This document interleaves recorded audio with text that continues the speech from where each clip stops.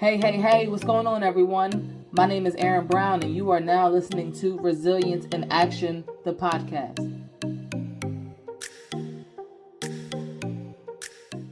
With the one and only Ramona Rogers, author, coach, speaker, like just all around amazing human being.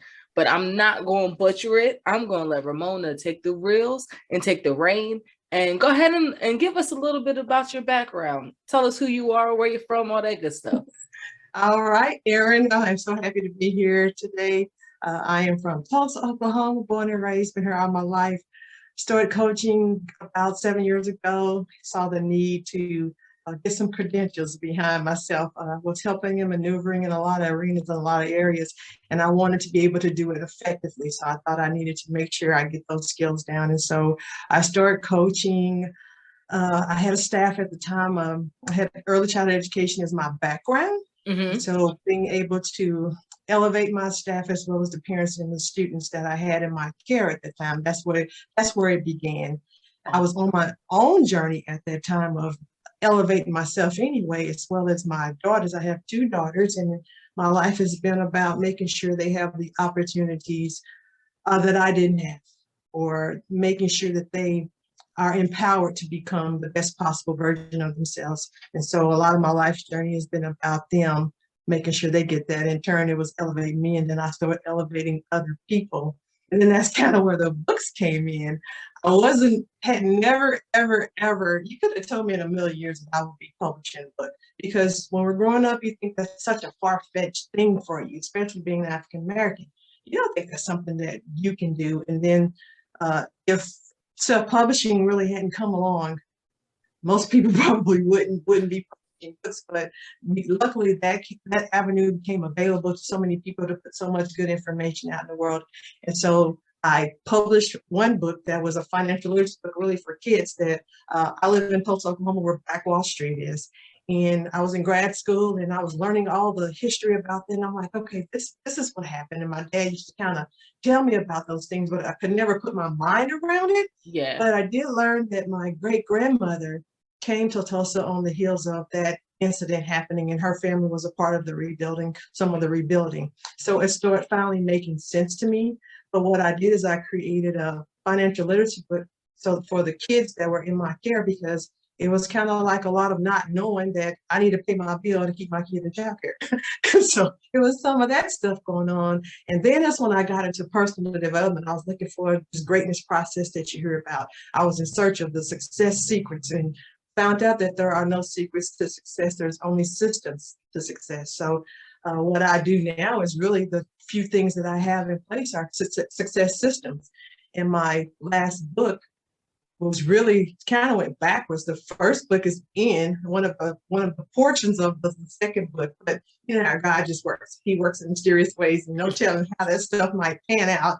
But I continue to grow and learn and research, and it kept saying like, okay, there's something out there. What do people do? And the biggest thing is about the embodiment of what we have inside of us. We can't do anything effectively if we don't have self intact. So, and when you learn that, it's like all these aha moments going on. Aha, I wish I would have known that. And so my biggest audience is now students, to give them that information, and then empowering women to reposition themselves because they can do it better second time around. Gotcha. Awesome. So you're impacting lives. I love to see. I love the work that you're doing. It is necessary. It is absolutely necessary. Let's rewind and let's go back to your journey, where you started. What I know you said, you wanted to make sure your daughters were set up for success. Let's dive deeper. Let's dive deep right there. Like what encouraged you to shift gears? When I was, so we're gonna wind it all the way back. All right. Growing up, I didn't realize why I was so quiet and complacent. For years, I was just I basically practiced being invisible in plain sight is what I refer to. I was there, but I wasn't there. I come from a large family. I have 7 siblings. I have a twin brother. I was number 6 child, 5th girl, 6th child. And so being in a big family, you know, you can tend to get lost in the shuffle. Well, I didn't talk a whole bunch. My siblings can out talk me by days, but I was just kind of there. And to this day, it's people that say, okay, it was 70 y'all, 80 y'all. And they said, okay, you're one of the, you know, I was just that one. So Yeah. I just kind of stayed to myself, not knowing why I kind of did what I did. But it wasn't until I started going through this journey that I started remembering some things of why early on what happened to me. And so when I was from the ages of 4 to 8, I was told over and over again that I was dumb. So I took that on as my identity. And basically what people do when they wear that identity, that words, that they do nothing because you're not capable of doing. Your mind doesn't process that way. So I did bare minimum. Really didn't try because I'm thinking, okay, that's the identity that I have for myself. But it wasn't until, you know, I was athletic. That was the one thing that I had. I was an athlete. Can't touch me on the athletic part. I was a basketball player, long jump, played softball, did soccer. I was the athlete. So that was the thing that I had. You know, to me, we all have something. That was my something that I held true to. And my dad, I was the girl of the family that was the athlete. I was the only girl that was the athlete. So I had 2 brothers, so it was like 3 of us that was my dad's athlete. So he made sure we honed those skills, and he saw that in me early. And so my dad was my coach, not only my coach on the field in a lot of ways, but he kind of was my coach in life. He was an encourager, and to him, he kind of tried to guide me toward what he thought I could do was be a teacher and teach basketball. Gotcha. You know, I never thought of me as a teacher. And so when I I did go to college. I went to college and I'm like, okay, my dad said do this. I took that first educational class and they kind of let me know the real ins and outs. And I was like, that ain't for me. Ma'am. No, ma'am. That ain't for me. And so my dad was like, well, you're pretty. Go be get into communications and broadcasting. And I'm like, okay. I just listened to my dad. I didn't have that thing. I was still in search of so much that I didn't know about who I was and what I wanted to give to the world or what I even had to offer the world. So me learning me, I still was learning me at 20 something years old, later 20s, learning who I was. I finally did get married when I was 28 to my husband. And then we had kids. I didn't have kids till I was 30. But to me, I think something happens to females at 30, at milestone. You start looking like, okay, where is life? Who am I? I've talked to a lot of people, and that's what they say. It's like that age group, they start like trying to figure out, well, like, what happened? What went wrong? I was still trying to figure it out, but it wasn't until I actually had them. I said, wait a minute, I can't, a different thing has to happen for them. That's when I really start saying, okay, what do I went to postpartum depression. I think that was the thing that really broke the camel's back. When you can't think and function like you normally do. Yeah. That was life changing. And when I came to, I said came to like I was knocked out. When I came to my senses, because it was months. My kids had to be removed from me and everything. It was a process. It was deep, huh? It was deep, and I had never experienced. And a lot of people call it the baby blues. No, the baby, you don't have your mind. Is what it was. And so when I was medicated for 6 months, and finally the kids came back home, and it just became one of those things like my life has to be different. I have to be different, not only for me, but for them. Yeah. And that was in 2003. Okay. At the time, I was running a child care facility. I was new to business. I was a little entrepreneurs here. I was hairstyle. I do a little bit. I work now. You can't outwork me is what my thing was. My physical ability is what I always used to get to where I need to be. Wasn't my intellectual, because I never felt like I had that inside of me. And so that was my shift, was that part when you wake up and you can't think, you can't move. Yeah. to see something that needs to be done, even a piece of laundry. There's nothing you can do because the chemical imbalance that's in your brain is not telling your body to move. That's devastating. Yeah. That was so devastating to me. And so when I finally was feeling better and my chemical balance went back to where You came to, and you right came there you go. to. It was like, let's go. I was 30, 31 years, 32 years old. I was 32 Gotcha. years Okay.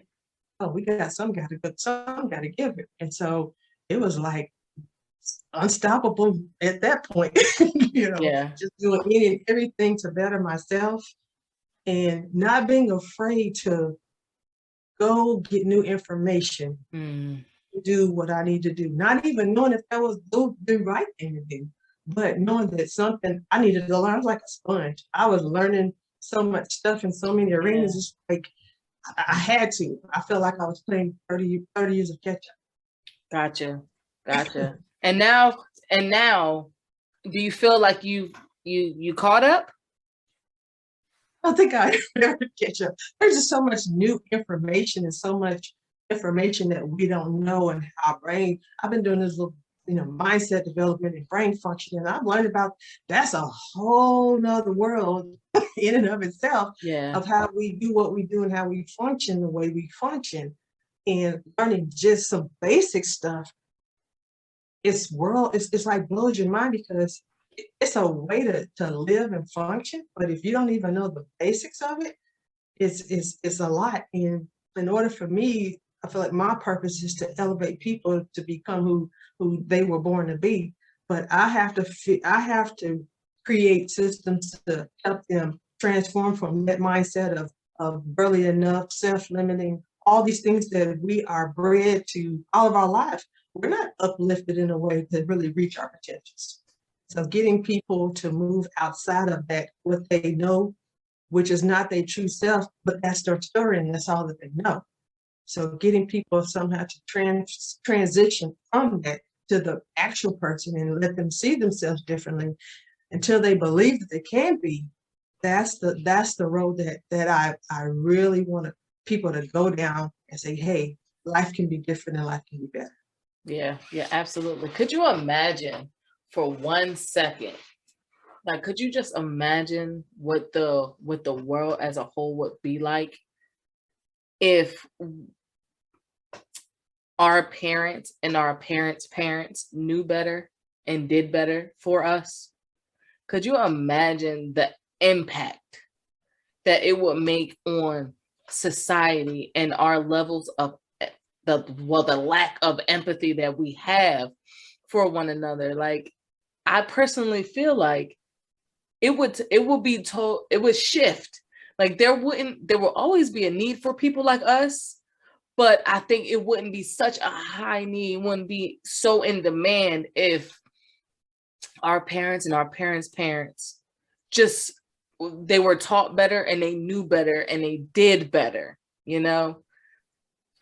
I know, I agree. And I went to a point to where I was like, I wish, but then I started thinking about what they dealt with just to be a person themselves Yeah, back then, absolutely. Like, come what on. they struggle with. And looking at the history, Martha, you're looking at all I saw somebody last night, this lady I'd never ever even heard of.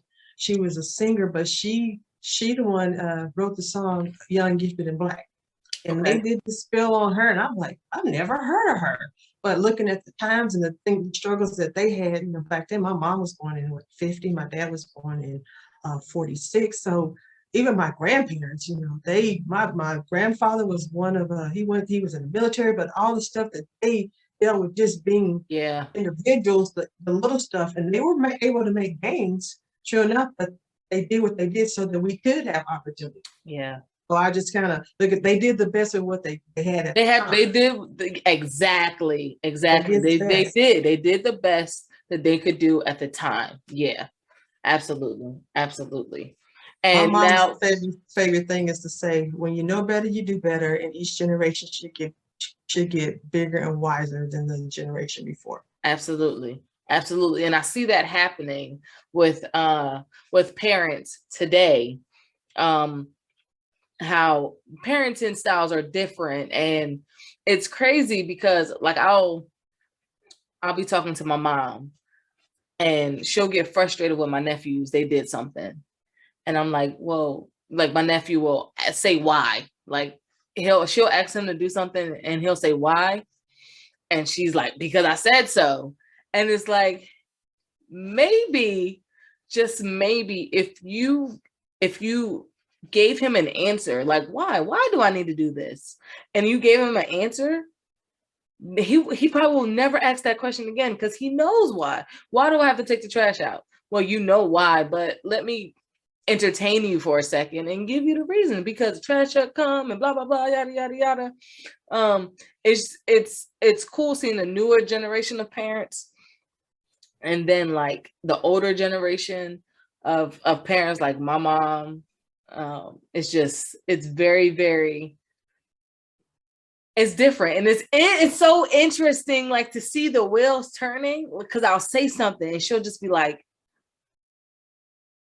ugh. I'm like, because you are upset and it's fine, but you know it's true. You feel it. It's not, it's very, very, it's alien to you. You know, it's alien to her. So she has no idea. She doesn't know, it's unknown. And we tend, as human beings, we tend to reject the unknown. Mm-hmm. So, oh, that's crazy. Yeah. So okay. All right. So that's when you made your shift. Let's go. Let's shift it into high gear and let's go into the blueprint for success. Tell me how that came about. Let's talk about it. Okay. Well, like I mentioned before, the first book on personal development, I was in search of what you constantly hear. I started hearing, you have greatness inside me. Okay. I'm in search of that. What do I need to do? Because I'm a linear thinker. I think in steps. Mm-hmm. And so I'm like, what is this process? I'm listening, I'm researching. There's no process in place. There is attributes of how to become great, but there's no actual thing to follow. And I'm like, wow, so I got exhausted with that. And it was on June 21st, 2017. I was literally sitting down writing. June 21st? Uh-huh. That's my birthday. That's why. See that? It was June 21st, 2017. I was sitting down writing, and it was like a bolt of lightning, like hit me. It's like, here's the greatness formula. And I started jumping around my house. My daughter thought I lost my mind. Like, this chick that really lost it this time. So I'm jumping around. I was just like, have you just ever finally just got it? The clue, the realization, like it was given. So I started repeating the greatness formula with this greatness. It's an acronym. And so I started repeating. I'm making the repeating. I'm doing a jingle. So I wrote that book called Greatness in the Making. And it's just, this is how you can become great. This is how you look for those nuggets and tools, setting goals, resilience. And the thing is all successful people have done it. So it's been hidden in plain sight. No one had ever just like crafted it. So after me continuously talking about it and researching it, so it's great. Goal setting, resilience, effort, attitude, teachable, navigate, execute, standards, and then you do those 8 things and become successful. But it's just a repeated thing. But then I kept researching and looking at successful people, and I started looking at what do they embody in order to do what they're doing. So that's exposed me to, they have the dreams, they have to have the visions, they have to know who they are, their talents, their gifts. Are they maneuvering their right lane? Is it intentional? Is it authentic? So all these questions start coming up, and I start crafting out. You have to have your internal self intact. So I call that part the blueprint of you. The second part is constructing your life, is the construction phase. So I just took a house, like you're building a house. You have to have an architect. So let's design this. We're our own architects. We're the architects of our lives. So we get the architect of ourselves. We build ourselves. Then we build our lives through goal setting and strategies and reaching those milestones and moving forward. But then in order to maintain, there's that grade 8 formula is in place. That's the maintenance part of what we're doing. So at each level and at each stage of your life, you're going to do the same thing. You're going to set a goal. You got to be resilient. You got to make an effort. It's the same thing over and over again. You keep getting to your greatness level at each season of your life. It doesn't stop. So that's where the blueprint part comes out. You build the life before you live your life. Yes, you have to. You have to, because then you'll be all over the darn place, wondering Yes. what's going on over here, and everybody's looking at you like, what you doing? And you don't even know what you're doing. Being intentional. A lot of things, if you're not intentional and you haven't done the research and know I need to do this before I get to this, you're being intentional about how you're going to get there. That's part of the blueprint process. Being intentional and authentic, because this is the clothes that I wear. This is not what grandma told me. This is not what daddy told me. Mhm. This is where I am. This is what fits me. This is my passion. This is, you know, all that. Because you know that because you're doing the work about you, building you first. Yeah. Absolutely. Absolutely. Okay. Yes. All right. So I see it says change your mindset on your website, right? Change your mindset. Talk about that. What do you mean like by change your mindset? What system do you have in place that helps people to change that mindset? So I start with having people to resonate where they are now. What do they actually think about themselves, their gifts, their talents? Where are they right now? Because you got to have a place to go. And a lot of times it's mediocre, or if they do have a gift or a talent, they don't get nothing about it. It's just something that I do. We start with that part. You have to understand that you are capable of doing above and beyond anything that you ever thought or imagined. So getting people to understand that you're capable of doing more. Is this particular thing you're doing, is it serving you where you want to go? Mm-hmm. Habits and rituals. What are you doing to actually move yourself forward? Your day-to-day processes, is that intact? So going through making them do a schedule about what they do day to day, where they're spending their time. We have phones. That's a learning device, is what I call it. It definitely is. Shoot. Are we using it to learn? Are you using it for entertainment? So what are some things that you need to do to better self, to look at self differently? Because you can do it, you're capable. It's going to be up to your effort and the things that you do on a day-to-day, but making them recognize that here's where I spend my time, but here's where I want to go. Well, let's see how we're going to get there. Start building their own blueprint, starting with self, but you got to change that mind before we can do anything. Mm-hmm. So a lot of it is just one little step at a time to move them past where they are to the possibilities of where I could be. And once they say, oh yeah, I can get there, and then even showing them other people who've actually done it. Mm-hmm. I think it's so much that, oh my God, it's this big thing, the big elephant. Well, when you show them how to start taking one bite out of the elephant at a time, it's not so overwhelming for them. Yes. They can start to see things differently, or when they get the win, celebrating the 1 or 2 wins. It's so wonderful to hear, oh, I did, when they're excited about something that actually happened, that they actually put in the effort for. That is the most rewarding thing for me. And to see the excitement on their face, that gives them the power to keep on going. Awesome. Awesome. And, that encouragement and that power, it means a lot. It means a lot to be able to deliver, to be able to deliver like that to your clients. How does that make you feel? It makes me feel like that's my life's work and I'm doing what I'm supposed to do. Mm-hmm.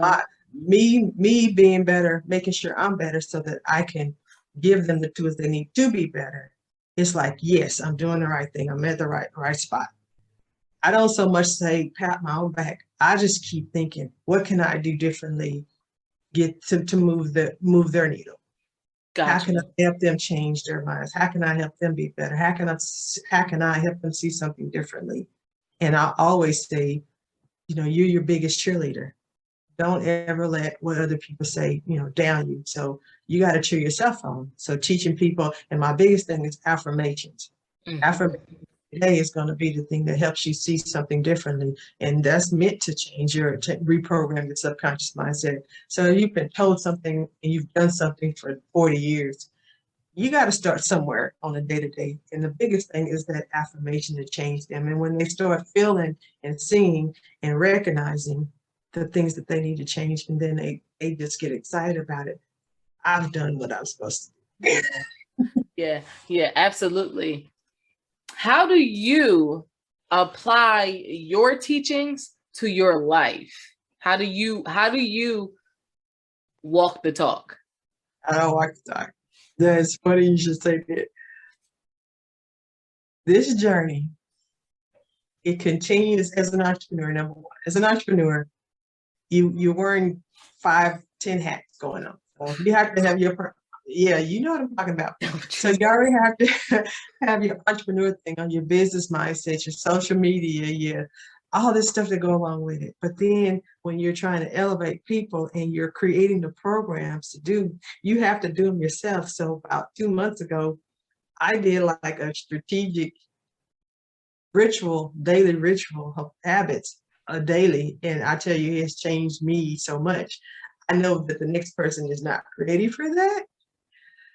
It's a subtle approach to it, but I did like the I went to like fifth power with it, like really planning out and I saw the change in me, myself. It made me feel more confident about what I'm doing, where I'm headed, where I'm going. And I started doing more, like creating more stuff. And I was like, okay, stop. Hold on. Focus.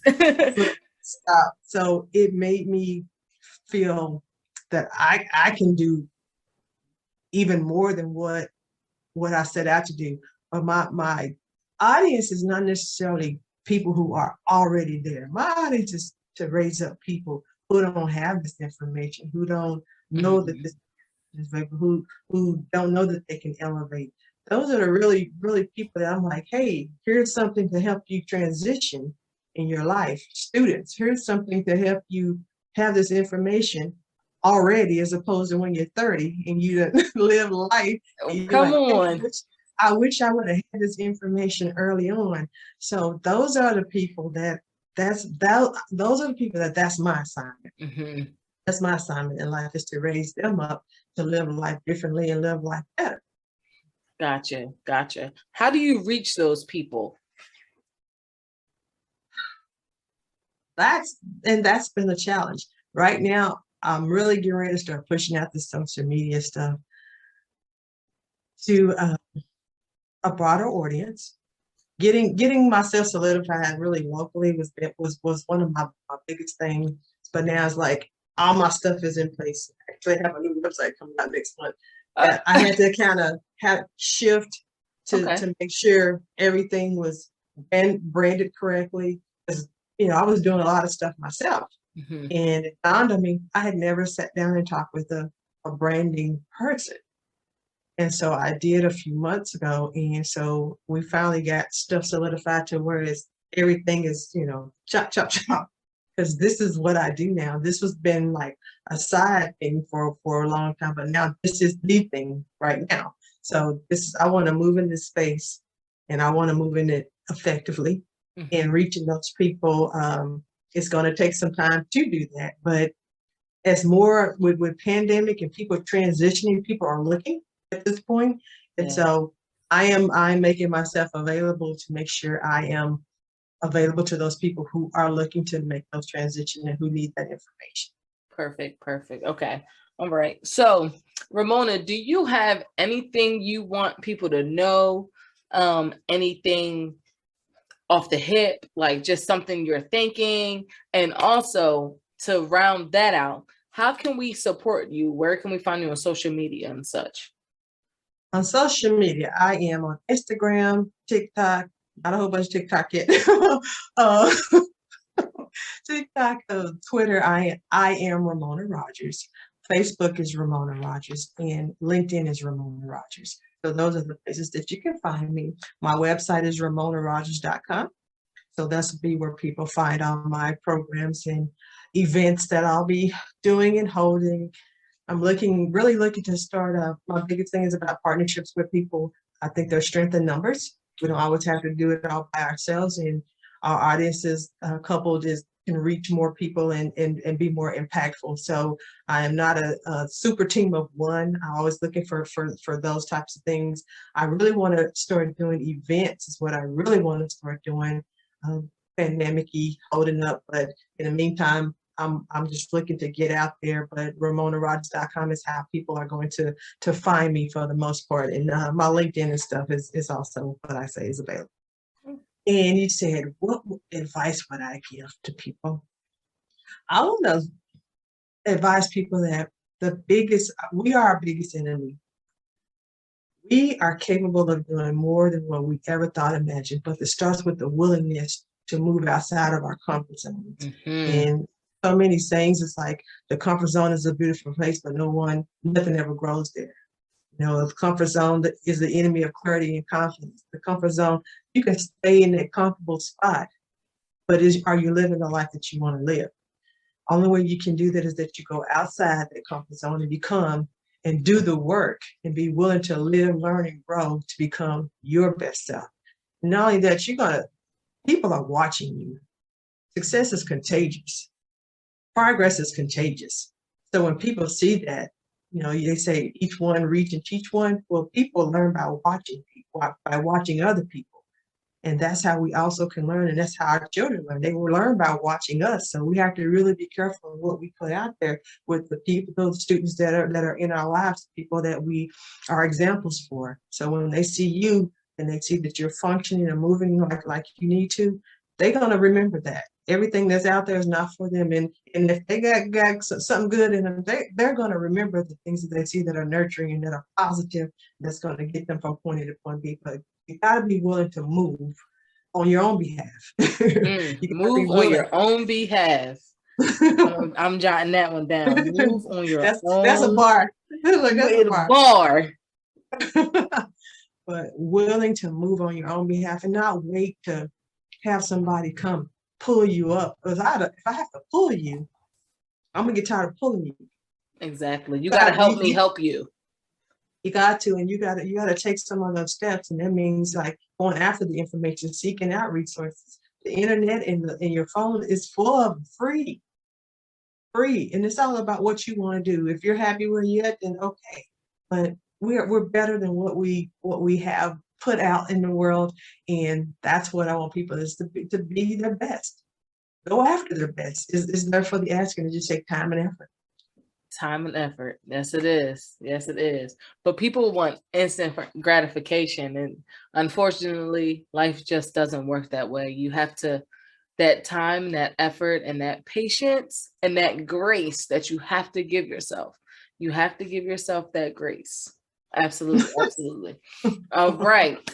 Ramona, last and final question. You ready? Sure. All right. Tell me what resilience means to you. Resilience means being able to bounce back when life knocks you down. Thriving in the midst of adversity, being able to back up, regroup. And I have this picture of resilience that, when you're in a corner and resilience is coming, your resilience is fighting your way out of that corner, taking punches back at life. Or, life said, you lose your job. Okay, that's all right. Having the perspective of like, something better's come along. What do I need to learn to maneuver? And where do I really want to go? Being resilient and jumping back in there, no matter how hard you get hit, how many mishaps happen, just being resilient to move forward, continuously move forward. It can only halt you. It can't stop you. It can only halt you. It can't stop you. So it might be a little speed bump. It's going to be some speed bump. But I think understanding that it's a part of life, and that's a part of the way that you get to your next level. It's like people say, I want $1 million. I want $1 million billionaire. Well, if you don't know how to balance a checkbook, if you don't know how to, do your finance correctly with what you have now, you're not going to get the next step up that you want. And it's about levels in life. It's still about levels in life. 21-year-old, they say don't drink till you're 21 for a reason, because you don't have to worry with all the 10 years of it. I mean, it's still about progression in life. And I think we miss the mark. We want everything now as opposed to progression of it. And when you're ready for it, and sometimes you're not ready for it, is why you don't have it. So resilience is making sure you can tread through those different those stages to get to where you want to be. Yes. Yes, I absolutely wholeheartedly agree. And literally that is resilience in action. Like plain as day. There's no, how else do you slice it? You can't. There's You no other can't. way. There's not. Like Just being cognitive of it. This is the resilience thing. That's one of my formulas. That's one of my formulas. Resilience. But recognizes when it's a resilient time. When you have to be resilient. So that's, yeah, we're on the same page on that. Yeah, you got when you got to turn it on. Like I fully believe that resilience is like mastering the fall. Like once you master it, because we're gonna fall. We're gonna fall, and we're gonna continue to fall because we're human, you know. But if you learn how to fall, that's where that's the sweet spot. Learning how to fall. It's like a stuntman or a stunt woman, right? They literally practice falling every day, hours upon hours, till they get it right. And it looks effortless. It looks smooth. Like, I'm not saying resilience in action is effortless and smooth, but once you master that fall, who knows? It's ugly. Look, actually, resilience is ugly. That's a fact. It ain't cute at all. It ain't always rainbows and butterflies. That's what I say. It ain't always rainbows and butterflies. Absolutely. It's a necessity of life. Absolutely, absolutely. Well, Ramona, thank you so much for hanging out with us. We really listen, girl. I appreciate you. You know that. Yes. I appreciate you forever and ever and ever. You are in my orbit forever. You're never going to get rid of me. I'm sorry. I apologize in advance. It was good talking to you. All right, Erin, I appreciate you allowing me to come and share with you today. Absolutely, absolutely. All right. Where's my... Oh, it's up here. Thank you for tuning in to this week's episode of Resilience in Action, the podcast with your host, Erin Brown. And I want you to remember, resilience in action will always lead us to a greater human experience. Until next time.